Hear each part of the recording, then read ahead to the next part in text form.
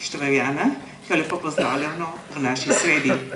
Večer bo vodil Julijan Čaubek.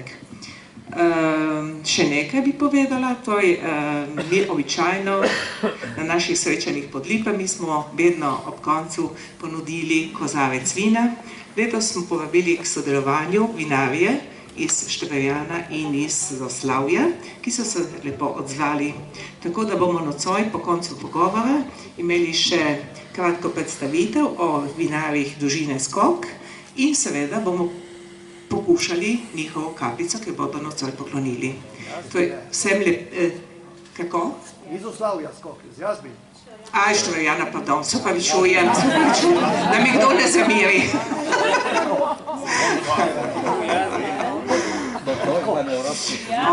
Se opravičujem. Vsem želim prijeten večer, sedaj pa predajem besedo Juliju Čaubeku za začetek. Prosim. Ja, hvala lepa in dober večer tudi z moje strani.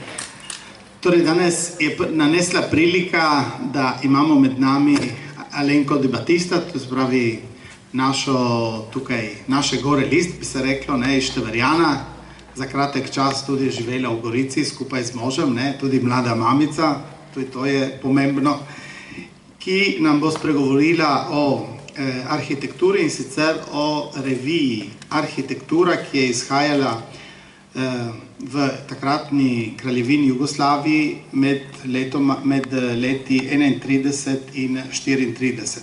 Prvi izvod revije Arhitektura imamo tudi tukaj za nami, ga je Alenka prinesla, tako da morda po večeru si lahko tudi kaj prelistate.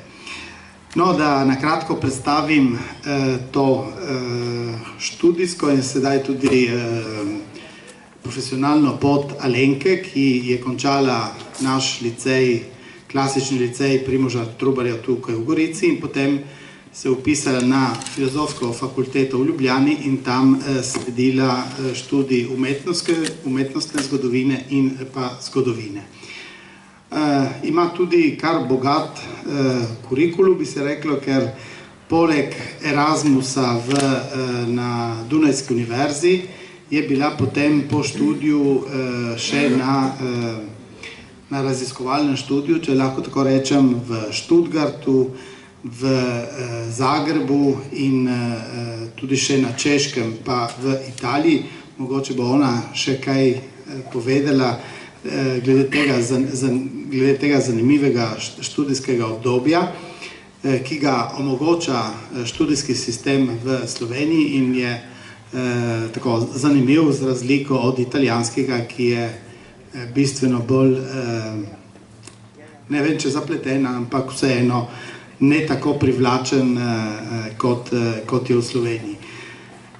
Ima pa tudi zanimivo diplomsko nalogo, ki jo je zagovarjala leta 2011 in sicer z naslovom Čudež socialistične gradnje v drugi Jugoslaviji in tukaj je obravnavala mesti Nova Gorica in pa Velenje. Upamo, da boš tudi o tem še kaj povedala med večerom. Bi pa prišli takoj k prvemu vprašanju in sicer prav o tem tvoji študijski izkušnji, ki se jo opravlja v Sloveniji in če nam lahko nekoliko obrazložiš ta sistem, kako v Sloveniji, ko nekdo konča recimo univerzitetni študij, ima potem možnost postati mladi raziskovalec in potem tudi koristiti razne štipendije, da lahko gre raziskovati tudi v druge kraje Evrope. Hvala za predstavitev in lep večer vsem, tudi v mojem imenu. Torej, najprej bi šli kar naprej. Rada bi vam predstavila, kako sem pač jaz danes postala doktorca. Postala sem mlada raziskovalka in to pač v Sloveniji omogoča Agencija za raziskovalno dejavnost, ki je nastala že leta 1985 in sicer agencija je bila potem preimenovana, ampak v glavnem s pomočjo agencija omogoča mladim da postanejo raziskovalci, vključeni so v inštitucije, raziskovalne inštitucije ali pa univerze in dobijo zaposlitev. In v okviru te zaposlitve jim je omogočeno, da pripravijo doktorsko dizertacijo, hkrati so vključeni tudi v raziskovalno skupino in sodelujejo z ostalimi, tako da pač spoznajo te prve veščine pač raziskovanja.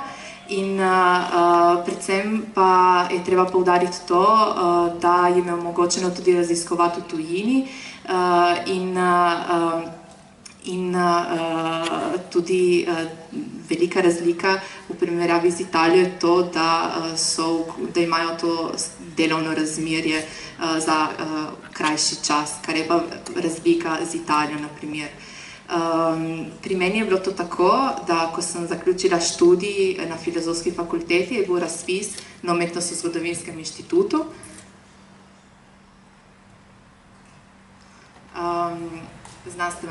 ZRC SAZU-ja in iskali so mlado raziskovalko, jaz sem se prijavila, bila sem uspešna in v bistvu takoj po diplomi sem potem raziskovala na Umetnostno-zgodovinskem inštitutu in start pač tega raziskovanja je sedaj dizertacija, ki jo bom danes predstavila. Ja, še predno preidemo prav tvoji dizertaciji, bi te prosil, če lahko nam malo poveš tvojo, malo tako pojasniš ali obrazložiš tvojo diplomsko nalogo z naslovom Nova Gorica in Velenje. Glede na to, da Nova Gorica letos praznuje 70-letnico ustanovitve ali položitve prvega temeljnega kamna, kako je ta podoba Nove Gorice in tudi Velenja v tej tvoji primerjavi z vidika arhitekture in urbanistike? V bistvu mene je takrat zanimalo, da bi predstavila obe mesti, ki sta nastali do recimo 50 let 20. stoletja. Primerjala pa sem jih, zato ker sta nastali na osnovi teh modelov modernega urbanizma. In to pa pomeni, da če na primer primerjamo ta nova mesta s starejšimi, na primer z Gorico, kjer je mesto nastalo okoli gradu in se je potem širilo organsko. Na primer ta nova mesta, če pač vsi poznamo Novo Gorico, pa so precej različna. To pa pomeni, da imamo pač neko prometno strukturo, kjer se pravokotno sečajo ceste in potem prosto so postavljene stavbe in ti principi modernega urbanizma pa so skušali vse te razne funkcije mesta, kot je, ne vem, stanovanje, stanovanjska funkcija, center mesta, razvedrilo, poslovne funkcije, vsako so dale v en točno določen predel. In ta je pač velika razlika med temi starejšimi mesti in temi novejšimi. In jaz takrat, ko sem pač se odločila, da bom te dve mesti raziskala, sem skušala nabrati ves material, vse, kar se je ohranilo, vsi urbanistični načrti, ki so danes pač ohranjeni, in sem jih skušala na podlagi teh modernističnih načel primerjati. Ja, je bilo uspešno, ker sem bila potem tudi nagrajena s Prešernovo nagrado za Filozofske fakultete. To je zelo pomembno, ne? Tako, preidemo potem v tej reviji Arhitektura, ki je nastala leta 1931. V katerih okoliščinah nastane ta revija? Torej, okoliščine nastanka revije nastane na začetku 30. let, to je obdobje kraljevine Jugoslavije in obdobje, ko kralj Aleksandar Karadžordžević okliče diktaturo in v glavnem, ko on okliče in pospeši se v tem času centralizem in unitarizem države v duhu en narod, ena država, en kralj. Revija, mislim, ta čas je tudi čas, ko začne delovati nova generacija mladih arhitektov, ki so študij zaključili večinoma v Ljubljani na novoustanovljeni tehnični visoki šoli. In v 30 letih se tudi začnejo najprej oglašati svoje moderne ideje in to se najprej pojavi v časopisih. Tukaj imamo primer, kako so ti mladi slovenski arhitekti odgovarjali, reševali anketo o problemih arhitekture in v časopisih najprej slišimo, so se skušali oglašati. Potem leta 1931 pa se odločijo, da bodo ustanovili revijo. Do tega pa pride tako, da v glavnem predvsem klub arhitektov, ki je bil del društva jugoslovanskih arhitektov in inženirjev, se odloči, da bo izdal revijo, ki bi bila moderna.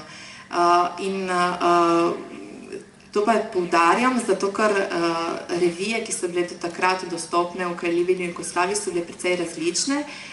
Izhajal je takrat že Tehniški vjesnik, ki je bil posvečen izključno arhitekturi in gradbeništvu in je bil zelo strokovno naravnan, namenjen je bil v glavnem strokovni javnosti in vsebina je bila v glavnem usmerjena na besedila. Revija Arhitektura, ti mladi slovenski arhitekti pa so želeli imeti moderno revijo, ki ne bo samo zgolj namenjena arhitekturi, ampak tudi likovni umetnosti, uporabni umetnosti in ki bo dostopna širši javnosti. Predvsem pa so se izražali s fotografijo in slikami. To je bila pa velika razlika v primerjavi z drugimi. Glavna pobudnika sta bila Dragutin Fatur, ki je bil takrat predsednik kluba arhitektov, in Jože Platner, ki je bil takrat tajnik. In v bistvu ta dva arhitekta sta se s klubom sestala januarja 1931 in postavili so neke ključne smernice, kako naj bi delovala revija. Potem pa februarja se je klub udeležil prve jugoslovanske arhitekturne razstave v Beogradu in na tej razstavi so po vsej verjetnosti prišli v stik tudi z drugimi srbskimi in zagrebškimi in hrvaškimi arhitekti in verjetno jih takrat Fatur in Platner nagovorila in jih povabila zraven. In potem pa skušajo še priti v stik s splitskimi arhitekti, tako da skušajo to mrežo iz slovenskih arhitektov razširiti še na druge. In tako potem od teh začetnih mesecev leta 1931, oktobra, začne potem končno izhajati revija Arhitektura, ki pa ni revija kluba, ampak postane revija privatnega konzorcija, ki ga takrat morajo ustanoviti. Zakaj so ga potem ustanovili, ne vemo točno, ampak na primer v Tehničnem vjesniku so besedila objavljena, v katerih klub arhitektov se distancira od te revije in izresno pove, v Ljubljani izhaja revija Arhitektura, to pa ni naša revija, to je revija privatnega konzorcija. Tako da potem 1931 začne izhajati in deluje do leta 1934. Razlogi vzroki zatona revije pa so v glavnem gospodarska kriza, glavni vzrok je gospodarska kriza, ki izbruhne v začetku 30-ih, ampak na področju gradbeništva in arhitekture se predvsem pojavi leta 1934 in zato takrat potem tudi revija propade.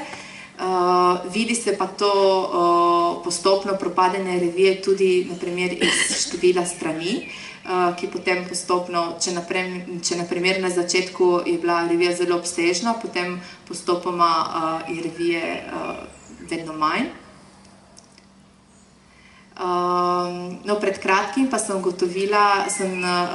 odkrila pismo, ki ga je eden od urednikov Žigon poslal Mihi Malešu, ki je bil slikar, in v katerem prav izrecno napiše, zakaj je revija prenehala izhajati. Pač vzrok je bila gospodarska kriza, ampak predvsem to, da je reviji bil odpovedan kredit strani jugoslovanske tiskarne, in pač kar naenkrat so mogli izplačati tiskarno, in ko so jo izplačali, celotno vsoto niso imeli več denarja, da bi še kaj drugega tiskali ali pa da bi poiskali kakšno drugo tiskarno, in zato pač potem leta 1934 v sredini leta neha izhajati. Omenila si, da je bil nekako glavna osebnost revije Dragutin Fatur, slovenski arhitekt. Katere so še druge osebnosti, ki so pomembne za izhajanje revije, ker revija pač je bila recimo projugoslovansko usmerjena, zato je vključevala tudi arhitekte in osebnosti vseh narodov, ki so sestavljali takratno kraljevino Jugoslavijo. Torej, med beograjskimi arhitekti so bili predvsem predstavniki grupe Modernog pravca, ki je bila moderno usmerjena skupina. Med zagrebškimi pa imamo pač posameznike, ki so bili pač moderno usmerjeni. Med slovenskimi pa je slika precej bolj pestra, tako da imamo bodisi arhitekte, kot pa tudi slikarje. Torej, in umetnostne zgodovinarje. Naprimer, prvi odgovorni urednik je bil naprimer Rajko Ložar, potem mu nasledi Jože Mesar, nato pa Joka Žigon, ki pa je bil pač bibliotekar tudi, in tako da je zgodba nekoliko različna. Leta 1932 so potem ustanovljeni tudi uredniški odbori, ki so dislocirani, tako da imamo odgovornega urednika, ki je še vedno v Ljubljani, delujejo pa uredniški odbori še pač v Ljubljani, Zagrebu in Beogradu, in v Ljubljani, naprimer, ta se še največ spreminja, in v tem uredniškem odboru imamo Rormana, potem Janka Omahna, Gustava Ogrina, Rada Kregarja in Hermana Husa. Ti so bili vsi pač arhitekti, ki so z izjemo Kregarja dokončali študij v Ljubljani. V zadnjem letu, leta 1934, pa pride spet do neke spremembe, in sicer ukinjeni so ti lokalni uredniški odbori, ampak so ustanovljeni uredniki po vsebinah revije. Naprimer, za likovno umetnost je bil urednik Miha Maleš, za hortikulturo inženir Ciril Jeglič, Dragutin Fatur, o katerem smo že prej slišali, pa je bil odgovoren za notranje oblikovanje.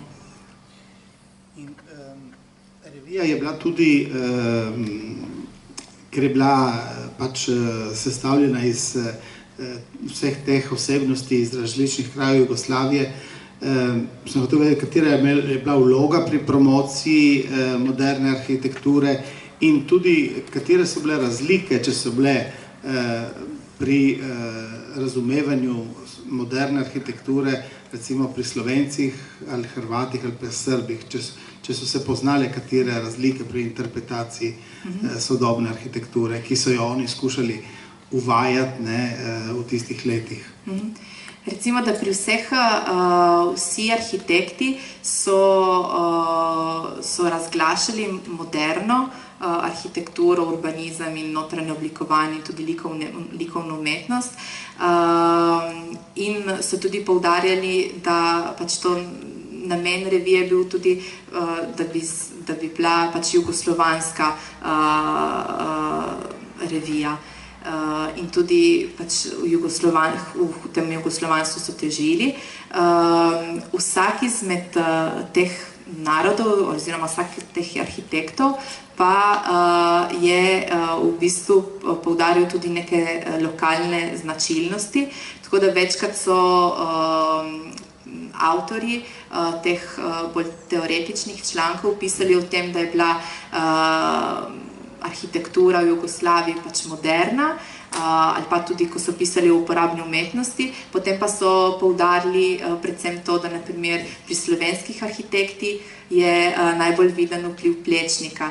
Pri srbskih arhitektih se zazna bizantinizem oziroma vpliv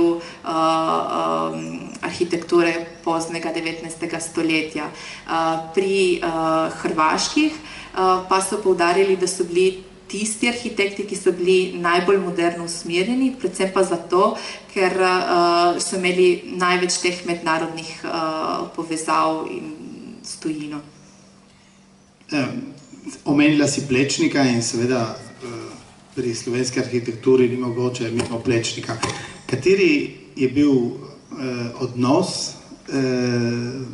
tega kroga, ki je ustvarjal to revijo do Plečnika in oziroma kakšen je bil vpliv Plečnika na te mlade arhitekte?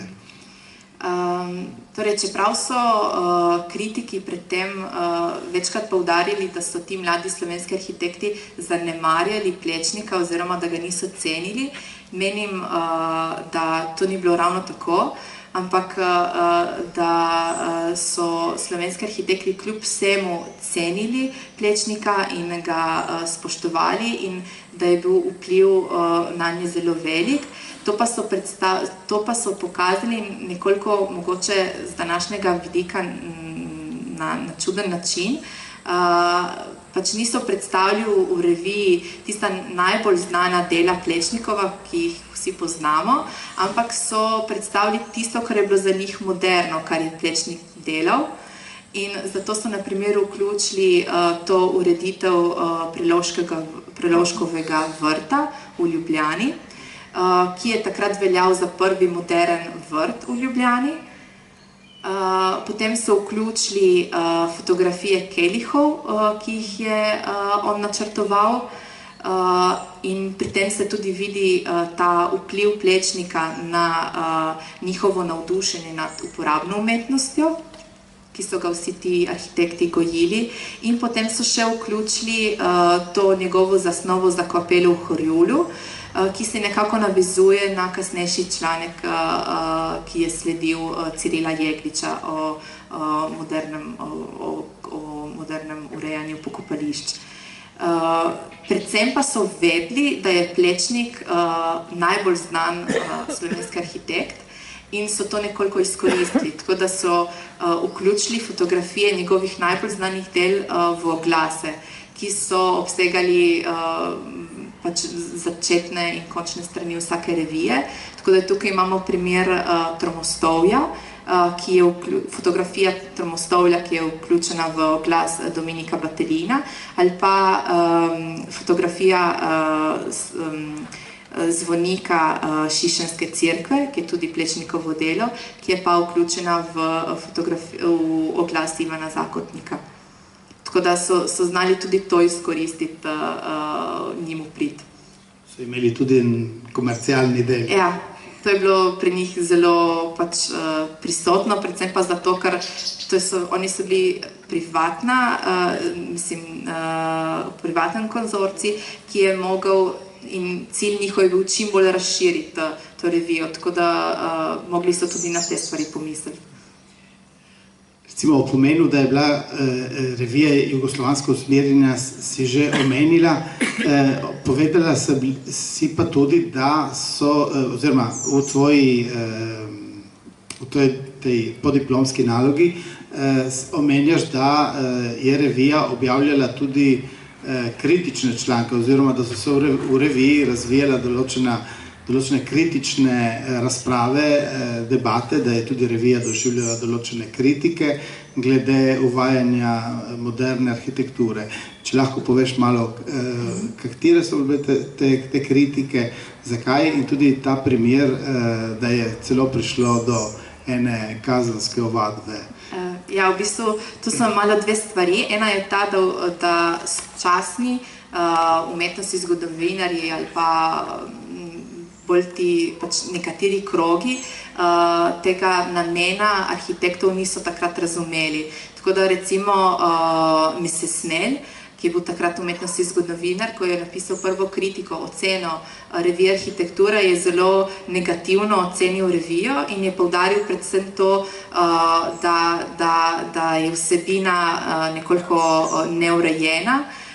In dejstvo, da so oni toliko fotografij objavljeni in toliko slikovnega gradiva, je on to vzel kot nekaj negativnega, čeprav oni so s tem na drugačen način hoteli biti pač moderni. Tako da ta kritika, Mrs. Snella je ni bila pozitivna. Kar se tiče pa polemik, ki so se dogajali tudi v reviji in ki so jih objavljali, je bila najbolj znana mogoče ta o vprašanje primernosti moderne arhitekture v Dalmaciji. In ta žgoča tematika se je raznela v Dubrovniku, ko je tamkajšnji umetnostni zgodovinar Kosta Strajnič zagovarjal uvedbo oziroma uveljavitev moderne arhitekture tudi v starem mestu Dubrovnika, medtem ko so tamkajšnje oblasti oziroma nekateri lastniki niso bili s tem najbolj zadovoljni. In recimo eno od teh vprašanj se razvija tudi potem v reviji Arhitektura in v glavnem pač sprašujejo se arhitekti o tem, če je prav, da je moderna arhitektura tudi v Dubrovniku oziroma v takih starih mestnih jedrih, in potem večina pač pride do tega, da pač pove, da dobro je, da je tudi moderna arhitektura prisotna, ampak da mora pri takih v takih starih okoljih, krajih, da pač mora paziti na tradicijo in da mora biti lokalno tudi usmerjena in na ta način se povezati na okolje, v katerem nastaja. Revija Arhitektura je imela tudi eno mednarodno razsežnost. V katere mednarodne odnose je bila revija Arhitektura upeta v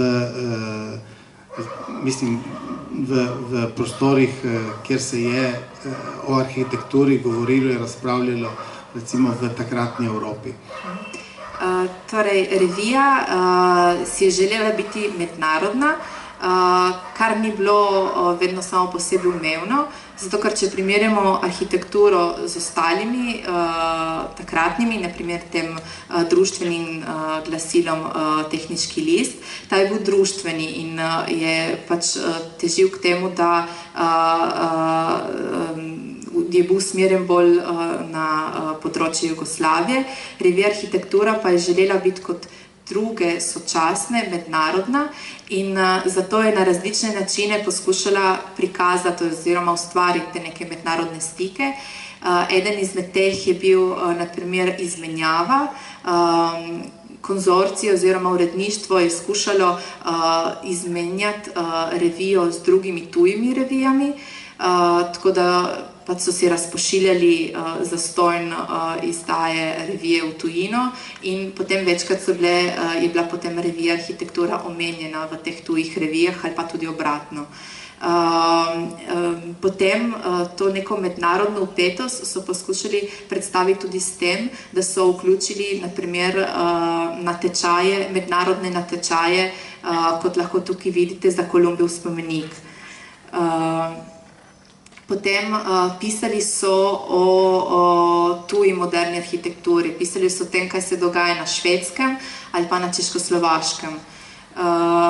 Objavljali so tudi, imeli so nekaj dopisnikov, naprimer eden je bil to Masama Makino.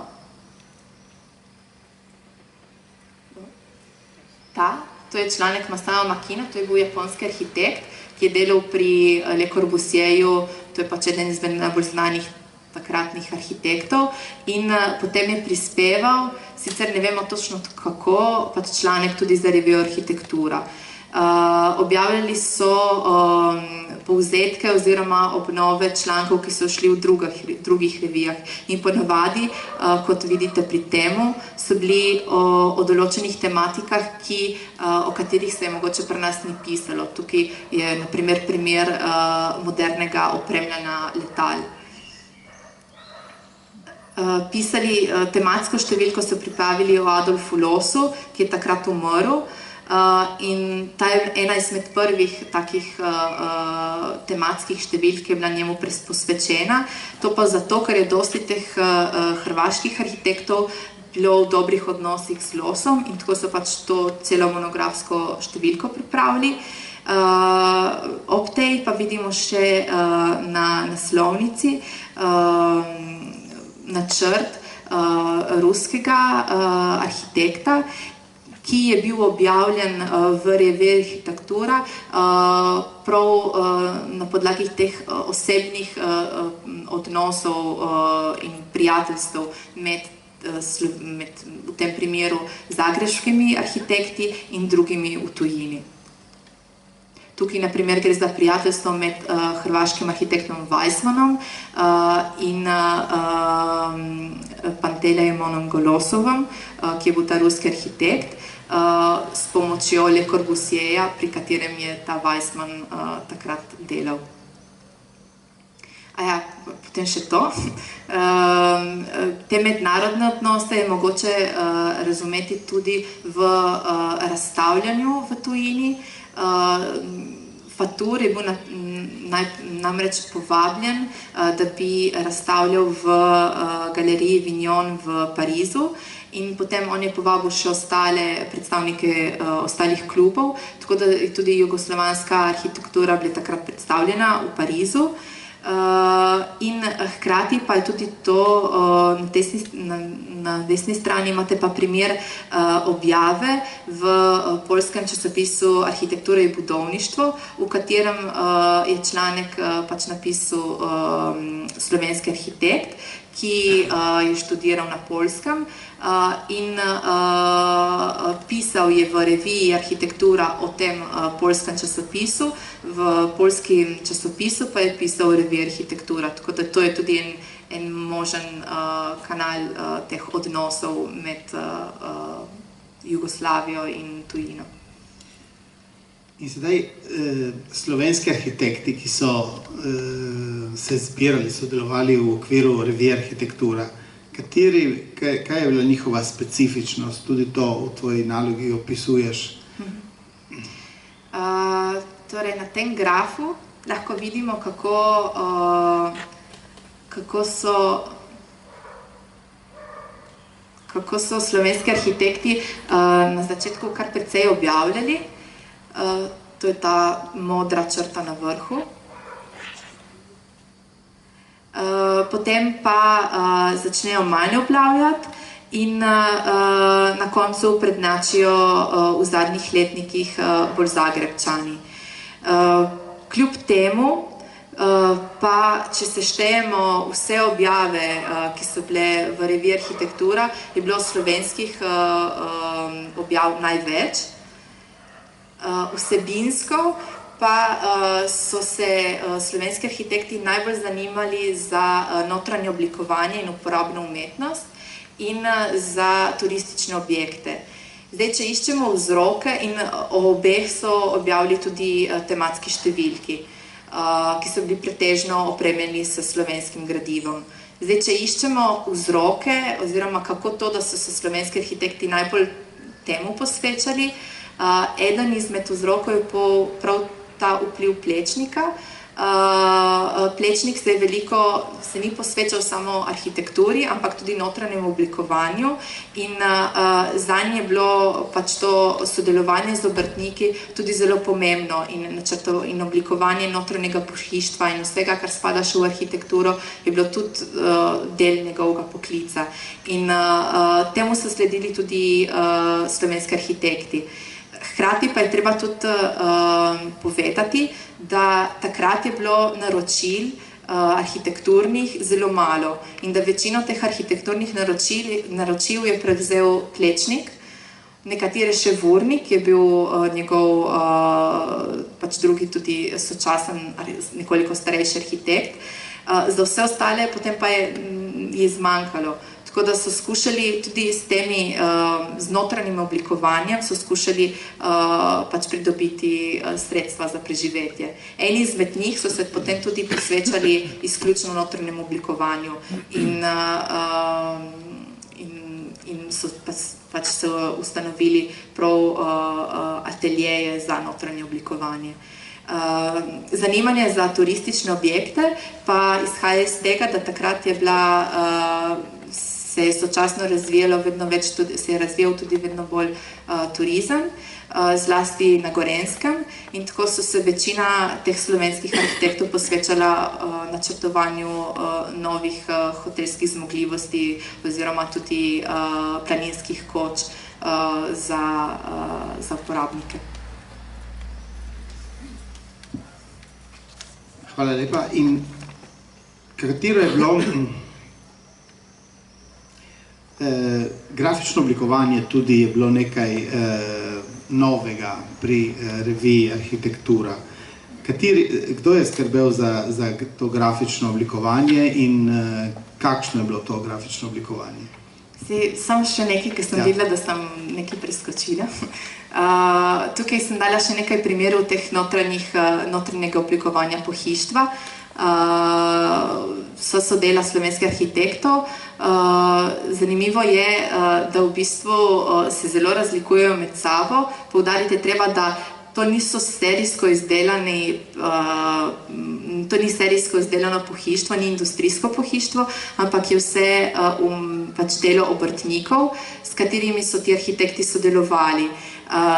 Vsak od teh arhitektov pa je na drugačen način načrtoval pohištvo, tako da na primer na eni strani vidimo pohištvo nekoliko bolj poenostavnih oblik, v sredini pač lahko vidimo to furnirano pohištvo, kjer so se poigravali s temi dekoracijami furnirja, in zadnje pa še pohištvo spalnice, v kateri so bili zares pozorni za celoto. Načrtovali so, zamislili so se zavese, tapete, tepihe, vse razne stole, tako da so res mislili, kako pač primerno opremiti celoto in kako v to celoto vključiti potem pohištvo. No, če se pa vrnemo na grafično oblikovanje, zamislili so si, grafično oblikovanje je bilo enotno, skoraj za vse številke, lahko pa ga razdelimo na dva dela, pač prvi letnik, 31-32, je pač naslovnica bila oblikovana, kot lahko vidite, z barvami in mislim, s tem poigravanjem barv in pisave. Ne vemo, mislim, revija je izhajala v jugoslovanski tiskarni, jugoslovanska tiskarna je izdajala revijo, ne vemo pa točno, kdo je bil avtor tega grafičnega oblikovanja. Glede na to, da ti elementi so podobni med arhitekturo in to revijo Modra ptica, pa sklepamo, da je mogoče bil Spinčič, ki je en drugi arhitekt, ki je sodeloval pri reviji.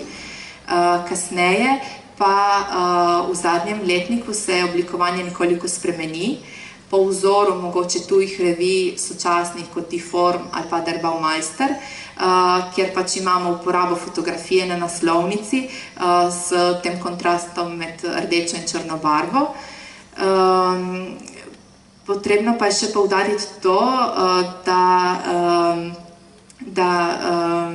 namenoma so tudi izbrali majhen format revije, kot lahko vidite tukaj, kar je precejšnja razlika s starejšimi arhitekturnimi revijami, ki so bile mnogo večje.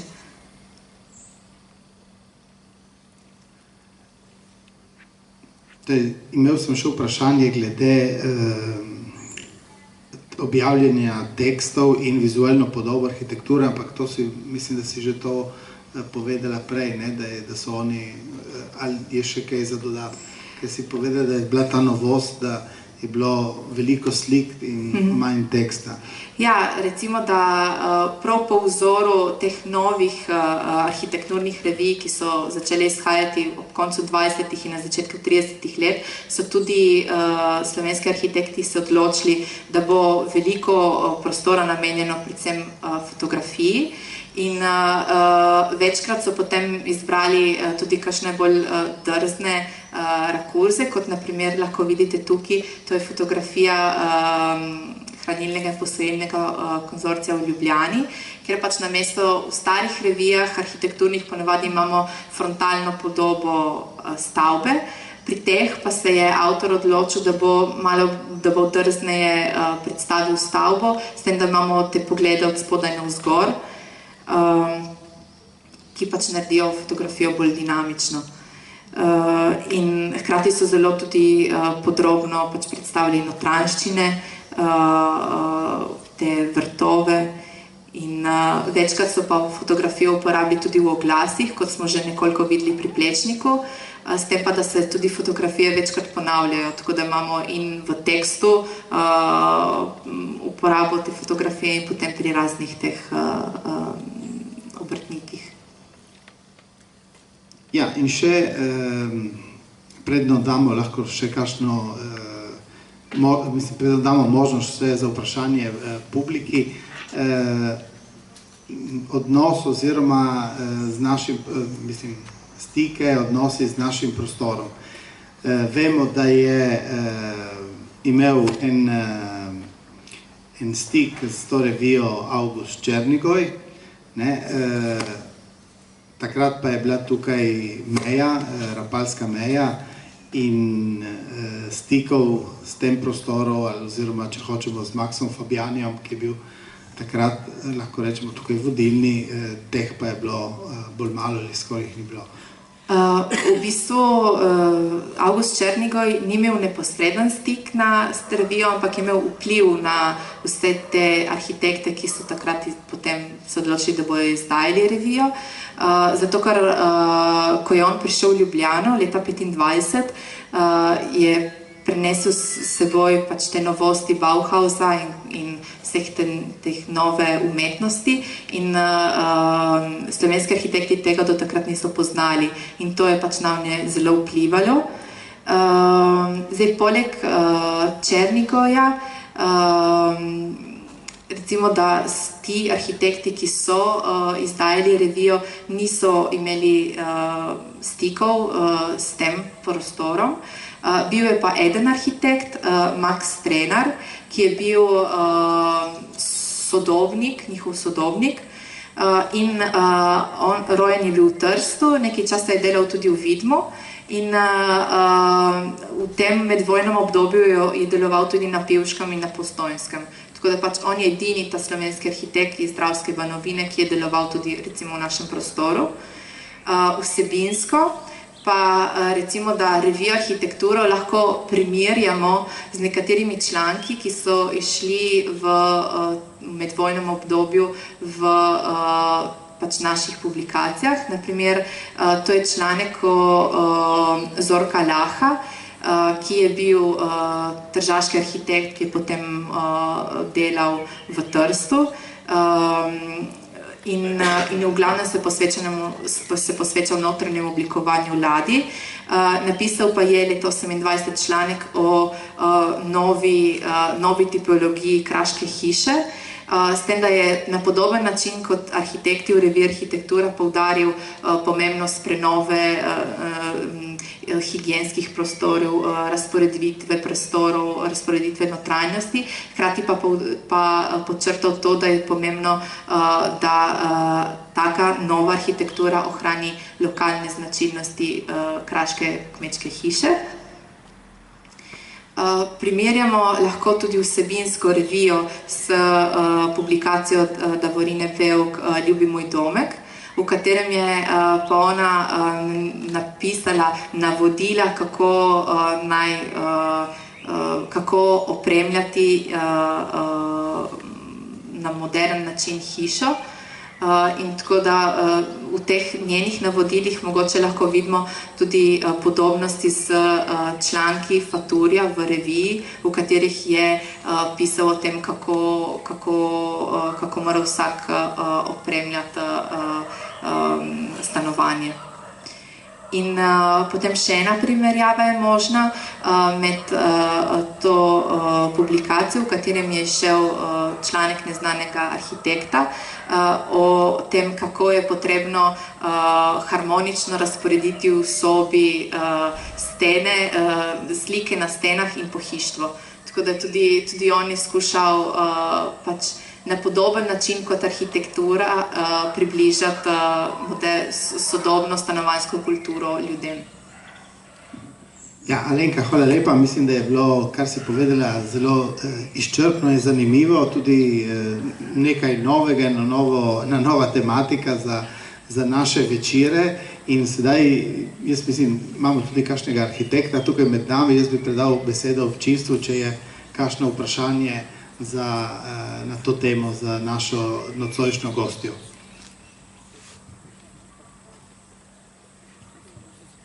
Mogoče jaz. Kdo je bil ta hišni? Ma ni potrebno. Hvala lepa. Kdo je bil ta hišni fotograf, ki je te fotografije pripravil za revijo? So imeli hišnega fotografa, ki je z teh novih zornih kotov, nefrontalnih slikal? V bistvu ne vemo točno, ampak menimo, v bistvu večina teh revij iz tega medvojnega obdobja ni imelo zaposlenih prav fotografov, ampak so sami arhitekti iz navdušenja fotografirali, tako da večina teh posnetkov je bila avtorskih njihovih. Ker tu vsi so ponavadi fotografirali, tako da predvidevamo, da so bili oni tudi avtori.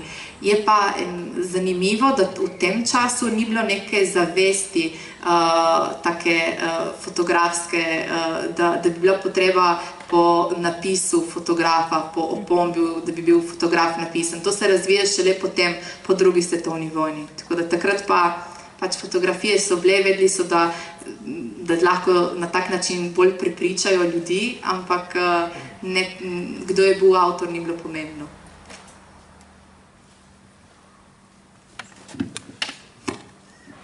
Od tega, kar sem slišal, bi rad vedel, kolikšen je bil še vpliv Dunajske secesije. Ker vtis imam, da Ljubljana je bilo še provincialno mesto. Toliko je res, da Černigoj je zapustil Ljubljano in je rekel takrat, da ga Ljubljana ne razume. In to se pozna tudi verjetno v arhitekturi, kjer je prevladoval ta gigant Plečnik in Burnik in to je bila še stara šola, ki so res, danes vidimo, da so Ljubljano prav oblikovali. Ne samo to, kar je Ljubljanica in to Mostovje, ampak tudi z stavbami, ki imajo danes, posebno cerkvami in drugimi stavbami, ki so zares zelo lepe in v Združenih državah jih celo ocenjujejo za moderne. Vpliva secesije ne vem, če ga ne vidim, je pa definitivno ta slovenska moderna arhitektura bila drugačna od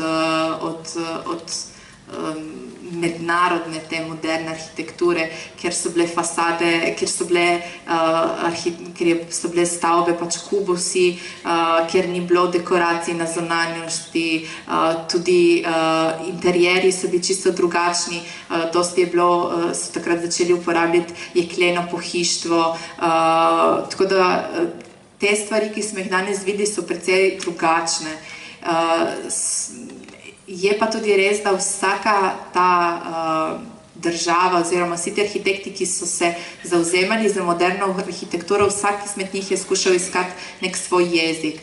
Tako da mogoče v preteklosti, ko se je to raziskovalo, se je iskalo pač ta edini moderni način, ampak danes se pa bolj išče pač te različne načine, različne jezike, ki jih je vsaka dežela recimo razvila.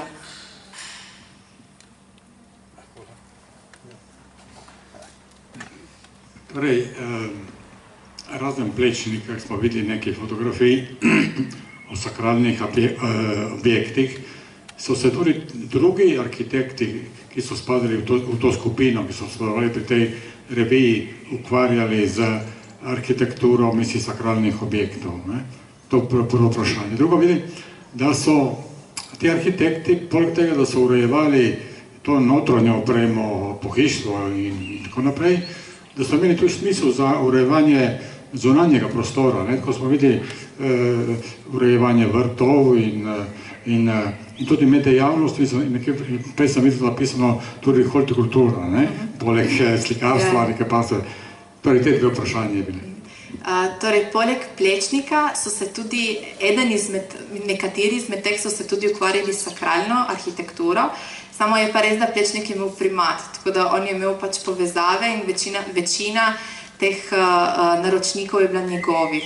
Ampak, naprimer, Herman Hus, ki sem ga prej enkrat pokazala, on je veliko sodeloval s Salesijanci v Ljubljani in tudi drugod, tako da v Ljubljani je na Mostah načrtoval eno cerkev zanje in tudi več dozidal na Rakovniku, kjer je Salesijanska cerkev.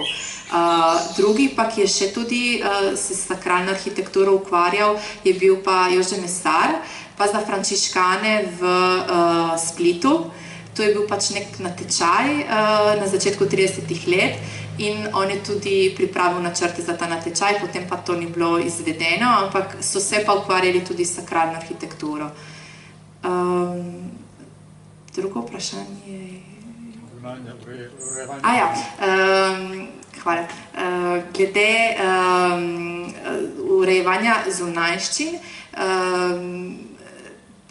tudi prej, ampak predvsem v tem obdobju med obema vojnama se arhitekti vedno bolj ukvarjajo tudi s tem.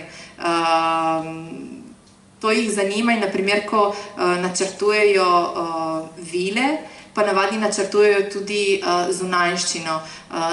Pri drugih fotografijah, naprimer iz revije, vedno so v teh meščanskih vilah so bazeni, kakšni kipi, poti so skrbno načrtovane, tako da so se veliko ukvarjali tudi s tem. Ampak malo tega je pa danes ohranjeno.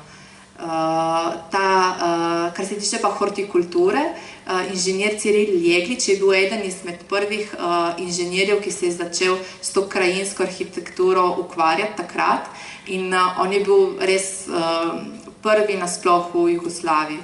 Tako da najprej je deloval nekaj časa v Ljubljani, ampak večinoma potem je delal v Zagrebu. Tako da meni se zdi, da Krešimirjev park v Zagrebu, če boste kdaj šli, je nastal po njegovih načrtih.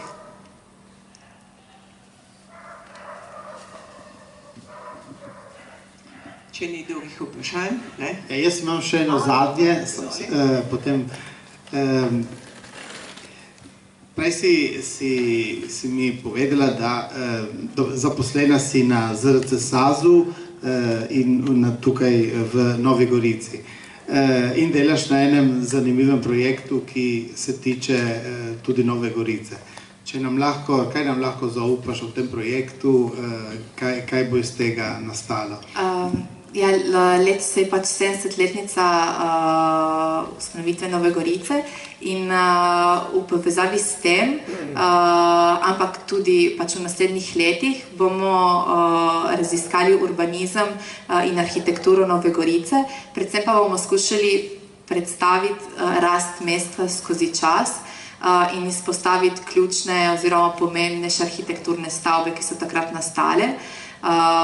Nastale bojo razne publikacije, nekatere bolj za splošno javnost, nekatere, kot naprimer načrtujemo o občinski stavbi v Novi Gorici, krajšo brošuro oziroma zbornik, potem pač o Ravnikarjevih blokih, posamezne stavbe bojo podrobneje predstavljene, cilj je pa čim bolj nazorno prikazati rast mesta in arhitekturo. Potem je že tematika za novo srečanje pod Lipami čez kakšno leto. Ja, zaenkrat nimam še kaj dosti vam pokazati, tako da...